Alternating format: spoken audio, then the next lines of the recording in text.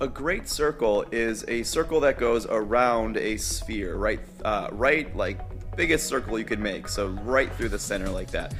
Basically, think of it as the equator is the best way to think of a great circle. It's going to go right around the middle of that sphere. It's the equator. And so in this problem, what they've told us to do, or what they've asked us is, well, they've told us, first of all, that the circumference of the great circle is 10 pi inches. So if I were to measure around that great circle, it would take 10 pi inches to get all the way around. They then asked me to find the radius of the sphere. So they're jumping from the circle to the sphere, but take a look at your diagram again. If I were to find the radius of that circle, that would be the exact same thing as the radius of the sphere. So the first part of this problem is really an old problem. It's back from our area unit, our area and circumference unit. So I just want to find the radius of a circle knowing its circumference. So I want to work backwards from this formula. Circumference, recall, is equal to 2 times pi times the radius. So to begin this problem, they've given me the circumference. I'm going to do 10 pi.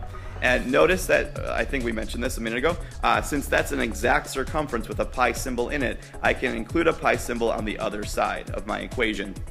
If they did not give me a pi symbol, if their answer was approximate, I would not want to include the pi symbol right there. I would just use 3.14 instead. But it's nice when they do that and give you the exact value, because what I can do is just cross out the pi from both sides.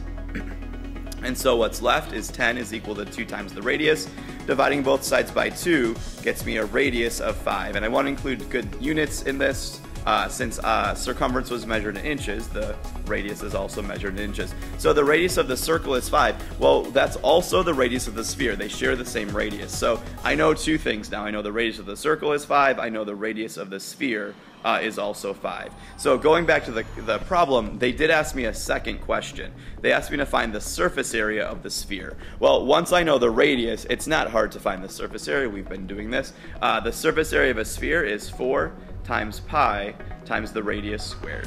Okay, since they gave me an exact value for the circumference, I'm going to go ahead and find an exact surface area as well. To do that, just do all your multiplication, do all your work around the pi symbol, and just slap a pi on your answer.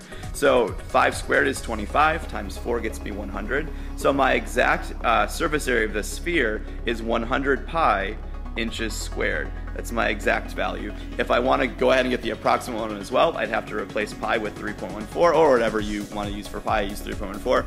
So multiplying 100 times 3.14 gets me an approximate surface area of 314 inches squared.